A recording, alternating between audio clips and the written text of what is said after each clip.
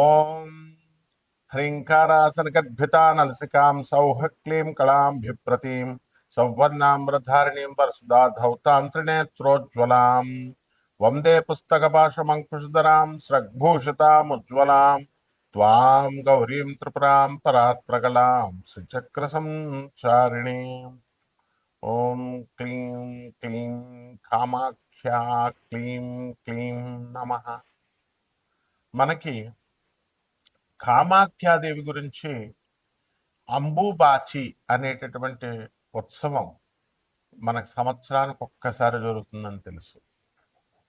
అయితే అది ఎప్పుడు జరుగుతుంది అని అంటే మనకి ఆషాఢ మాసం శుక్లపక్షం సప్తమి నుంచి ఏకాదశి తిథుల్లో జరుగుతుంటుంది. అయితే అమ్మవారు ప్రతి నెల కూడా రజస్వలవుతుంది, మనకి బహిష్ట అవుతుంది. అయితే సంవత్సరానికి ఒక్కసారి మాత్రమే మనం ఆ టెంపుల్ అథారిటీస్ వాళ్ళు ఫంక్షన్ చేస్తారు.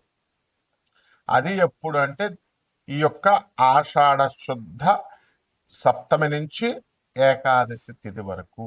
అది ఎప్పుడు పడింది మనకి జూన్ 22వ తేదీ నుంచి జూన్ 26 వరకు ఫంక్షన్ జరుగుతుంది, ఫెస్టివల్. అంటే అప్పుడేనా అండి అంటే సంవత్సరం అంతా కూడా జరుగుతుంది. ఇప్పుడు పుష్కరాలు ఉన్నాయి, మనం పుష్కరాలు సంవత్సరం అంతా కూడా ఇప్పుడు యమునా నది పుష్కరాలు జరుగుతున్నాయి. దేవగురు అయినటువంటి బృహస్పతి కమండలంలో ఉన్నటువంటి పుష్కరుడు యమునా నదిలో ప్రవేశించాడు. ఎక్కడ కర్కాటక రాశి, గురుడు కర్కాటక రాశిలోకి వచ్చినప్పుడు. అప్పుడు సంవత్సరం అంతా కూడా పుష్కరాలే, కాకపోతే ఆ ఘాట్లు లోతుగా ఉంటాయి, మీకు నీళ్ళు ఎక్కడ చేయాలో తెలియదు. కాబట్టి ప్రభుత్వం ఏం చేస్తుందంటే మొదటి 11 రోజుల్ని ఆది పుష్కరాలని, ఆఖరి 11 రోజుల్ని అంత్య పుష్కరాలని చెప్పేసి జరుపుతుంది. మిగతా రోజంతా స్నానం చేయొచ్చు.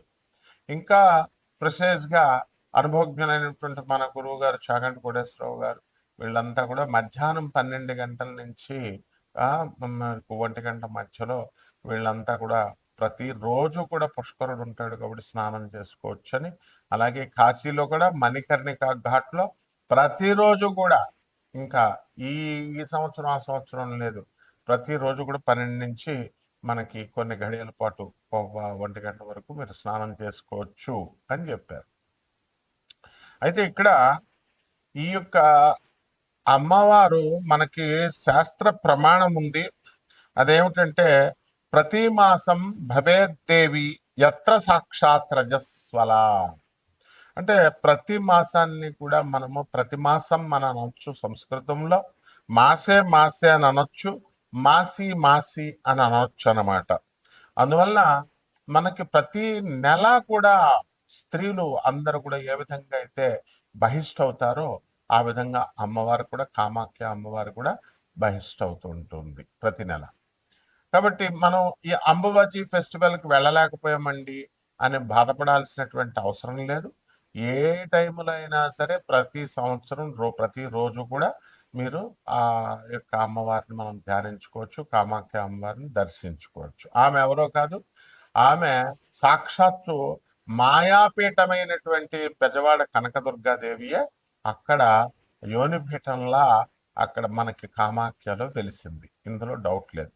తర్వాత ఆ అమ్మవారి ఒడ్డున బ్రహ్మపుత్ర నది మనకు ప్రవహిస్తూ ఉంటుంది. ఆ బ్రహ్మపుత్ర నది లో మనకి ఈ యొక్క ఉత్సవం అనేటటువంటి జరుగుతుంది. అక్కడ ఒక ఘాట్లో కుంకుమ వేస్తారు. కుంకుమ వేసి అమ్మవారి మిగిలిపోయినటువంటి ఈ యొక్క పూలు పుష్పాలు కుంకుమ వేయడం వల్ల ఆ వాటర్ అనేటటువంటిది ఎర్రగా అక్కడ మాత్రమే ఉంటుంది. దాన్ని పట్టుకొని వీళ్ళందరూ కూడా బ్రహ్మపుత్ర అనేది ఈనిందా అని ఎర్రగా ఉంటుంది అని చెప్పేసి పుకార్లు లేపారు.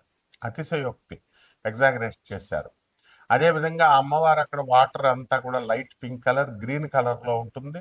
అక్కడ ఐరన్ ఆక్సైడ్, సిన్నాబార్ అనేటటువంటి మెగ్నీషియం సల్ఫైడ్ మెటల్స్ ఉండడం వల్ల ఈ యొక్క ఆ వాటర్ ఏమవుతుందంటే రెడిష్ బ్రౌన్ కలర్లోకి చేంజ్ అవుతుంది.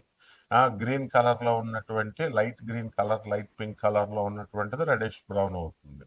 ఈ అంబుబాచి ఫంక్షన్లో కామాఖ్య టెంపుల్లో ఏం చేస్తామంటే మనము యోనిపీఠంగా ఉంది కాబట్టి అక్కడ యోని ఆకారంలో ఒక రాయి ఉంటుంది ఆ విగ్రహం. దాని మీద ఎర్రని గుడ్డ వేస్తారు. అది కూడా మనకి అందరు కూడా తెల్ల గుడ్డేస్తే ఎర్రగా అయిపోయిందని ఏదో చెప్తారు, ఎగ్జాగరేట్ చేస్తారు.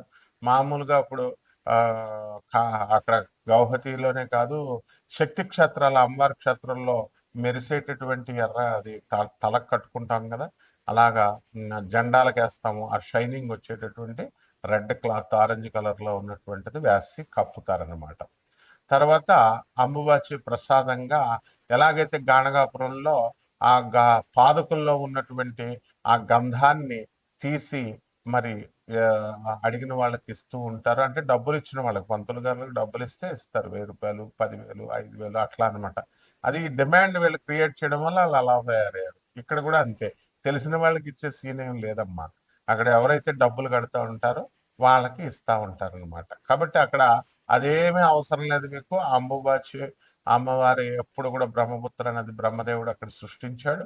ఆ వాటర్ అక్కడ ఒక స్ప్రింగ్ ఉంటుంది, అంటే వాటర్ ధార, నీటి ధార ఆ అంబుబాచి అమ్మవారి కామాఖ్య టెంపుల్ లోపల అది ఆ యోనిపీఠం మీదగా స్రవిస్తూ ఉంటుంది, ప్రవహిస్తూ ఉంటుంది.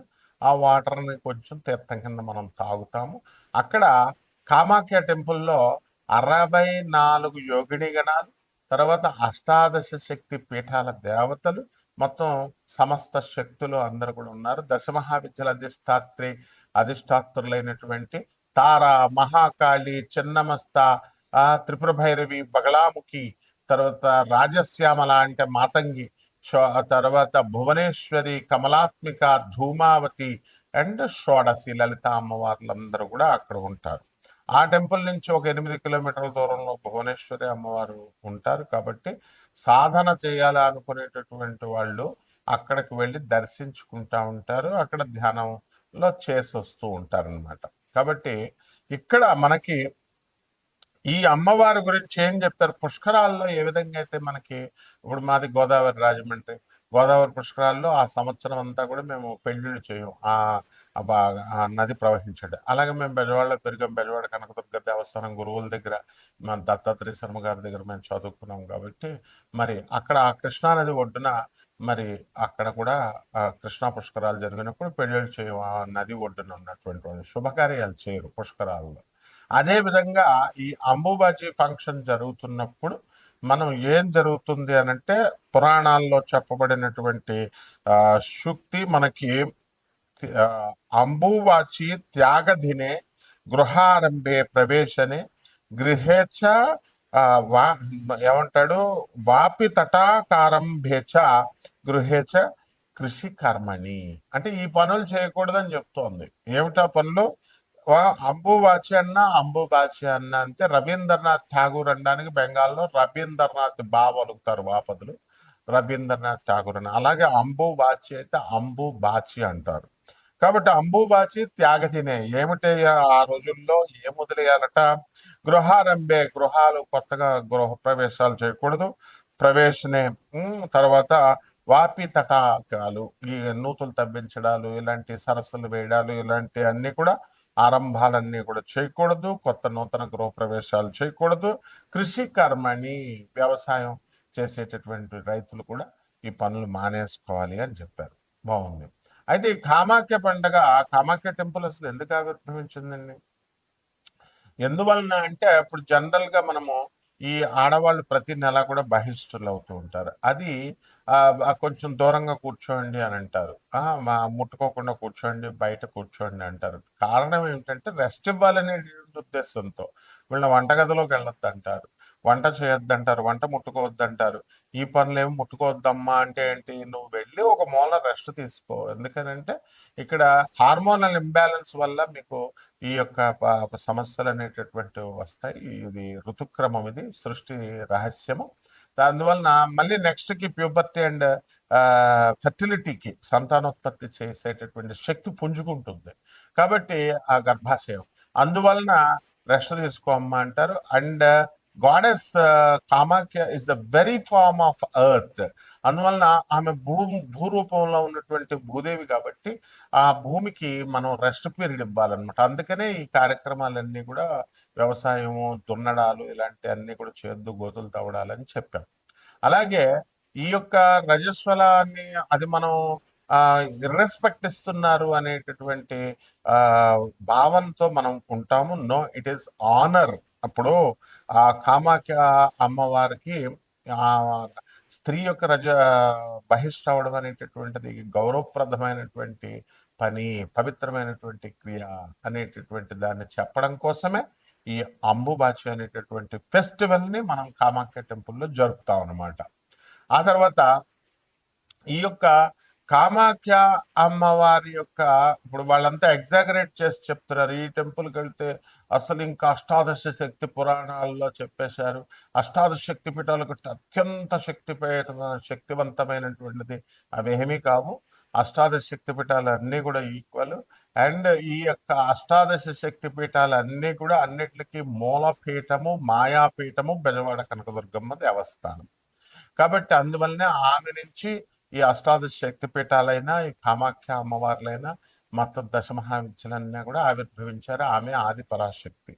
అమ్మల గన్న ఎమ్మ ముగురమ్మల మూల పుటమ్మ చాలా పెద్దమ్మ సురారులమ్మ వేల్పుటమ్మల మనంబుల నుండెడి అమ్మ దుర్గ మాయమ్మ కృపాబ్ధినిచ్యుత మహత్వ కవిత్వ పటుత్వ సంపదల్ అని పోతనామార్చులు అమ్మల్నే కన్నా అమ్మ అమ్మ జగన్మాత తల్లి నువ్వు దుర్గా అని ప్రార్థిస్తాడు.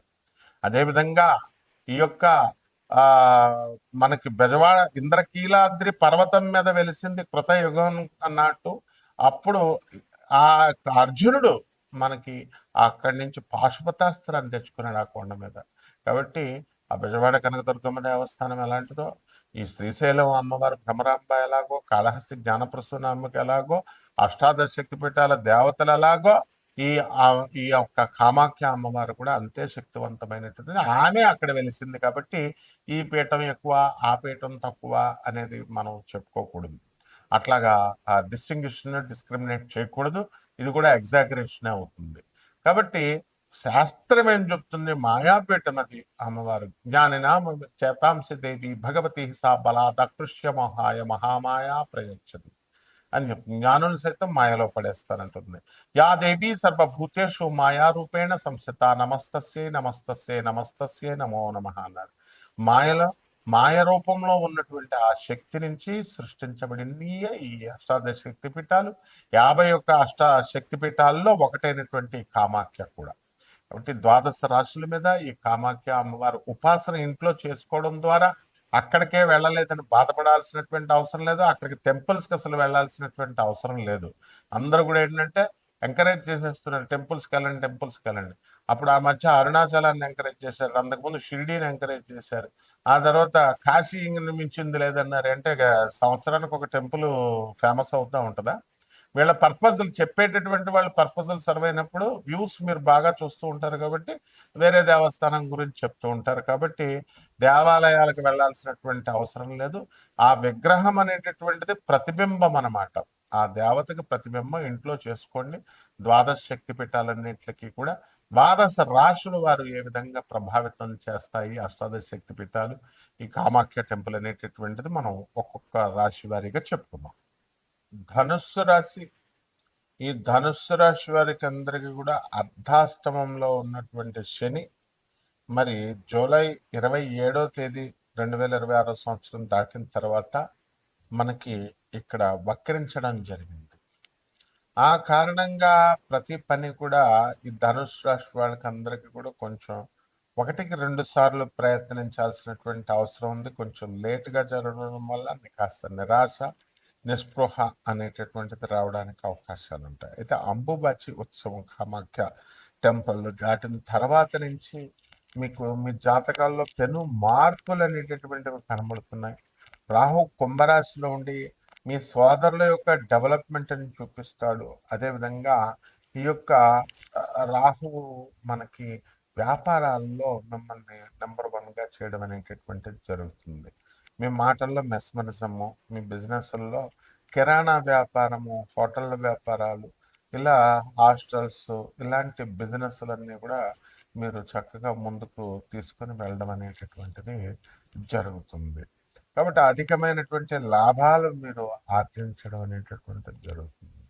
కాబట్టి ఈ రాశి వారి అందరికీ కూడా మనకి ధనుసు రాశి వారు చాలా మంది మేము అప్పులు చేసి చాలా బిజినెస్లు పెట్టామండి అనేసి అవి ఇంకా మాకు ఫుల్ సాటిస్ఫాక్షన్గా రావడం లేదండి అని బాధపడుతున్నటువంటి వాళ్ళందరికీ కూడా వాళ్ళకి ఆదాయాలు ఇబ్బడి ముబ్బడిగా రావడానికి అవకాశాలు ఉన్నాయి.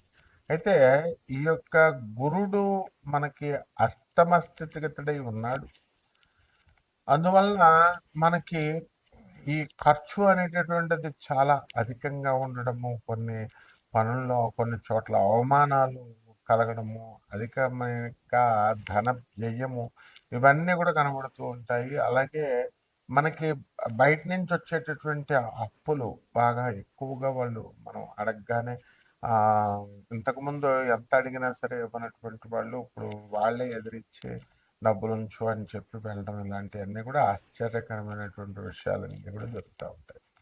అయితే ఈ యొక్క రబీ మనకి చక్కగా మనకి జూలై 16 నుంచి కర్కాటక రాశిలో ఉన్న కారణంగా ప్రభుత్వాల నుంచి సంబంధించినటువంటి పనులన్నీ కూడా కొంచెం లేటుగా అవడము, పర్మిషన్స్ రావడము, బిల్డర్స్కి అయితే రియల్ ఎస్టేట్ వ్యాపారస్తులకి ఇవన్నీ కూడా ఉండడం అనేటటువంటివి జరుగుతాయి. అయితే క్రమేపీ ఈ యొక్క గురు బలము వలన కాస్త ఇంప్రూవ్మెంట్ అనేటటువంటిది జరుగుతుంది. లోపల మనకి శుక్రుడు చక్కగా భాగ్యంలోకి వచ్చేసాడు. అందువలన శుక్రుడు జూలై 4 తర్వాత నుంచి మీకు శుభప్రదమైనటువంటి ఫలితాలు ఇవ్వడం జరుగుతుంది.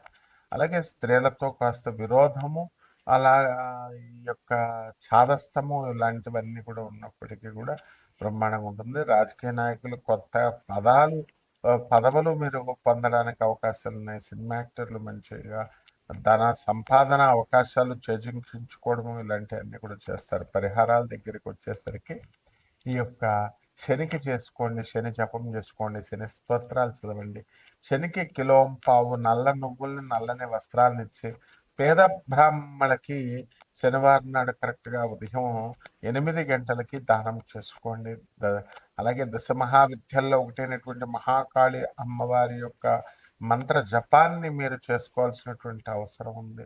అలాగే చక్కగా మీ యొక్క రావి చెట్టును మీ ఇంట్లో పెంచండి. రావి చెట్టును తులసి చెట్టుకు పూజ చేసినట్టుగా నీళ్లు పోస్తూ రోజు పూజ చేయండి. బ్రహ్మాండంగా ఉంటుంది. శుభం.